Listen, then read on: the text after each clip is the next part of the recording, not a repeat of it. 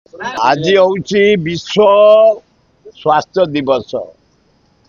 विश्व आस्ते आस्ते आस्ते आस्ते आस्ते आस्ते आस्ते पॉइजन रे 30% लोक आक्रांत ही रोगाक्रांत है। डेमोन्स्ट्रेशन गोटे टेस्ट कराई ओडिशा रे बरगड़ एरिया रे कहीं एते कैंसर हो। बरगड़ एरिया रे जिते कखारू बाइगण भेंडी जह्नी पनीपरिया कोबी आसूची बरगड़ एरिया बेस्ट धान सेठी जो कीटनाशक औषध स्प्रे होती तार जरिया रे 23% कैंसर है ना बरगड़ एरिया रे।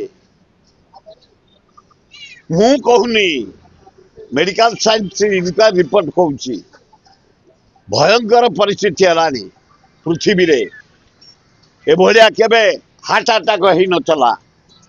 आजिकल माने भयंकर हार्ट अटैक रे मर जाउछंती। किडनी डैमेज हो नला, कैंसर एते हो नला। भयंकर परिस्थिति है ना वर्ल्ड रे भारत रे ओडिशा रे। तेणु आकु रोकिया पे हेले आमको फेर पछकु जिया पड़ो। कीटनाशक पतंग औषध को यूज न करी आमर जो पौराणिक प्रथा अच्छी सूर्य किरण को भिक्षा मगा जाए पूजा करी।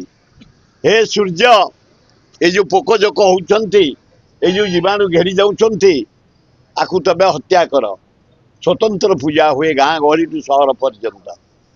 आम तमें देख सब संक्रांति मानक पणा संक्रांति आमर गोटे गर्भणा संक्रांति गर्भणा संक्रांति रे बिल मानक से जाऊ हम खीरी हम ईश्वर को डका हम आमको कीटनाशक मेडिसिन टू दूरे की रख आमको बंचा से परंपरा को फेरे बैक कले हम।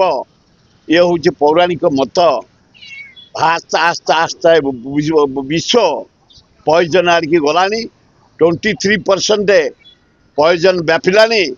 आउ जदि टिके व्यापे अधार ऊर्ध लोक पृथ्वीर हारा 630 कोटी लोकरू अधे लोक मरीजे। इंडिया रे 140 कोटी लोकरू अधा लोक मरीजे।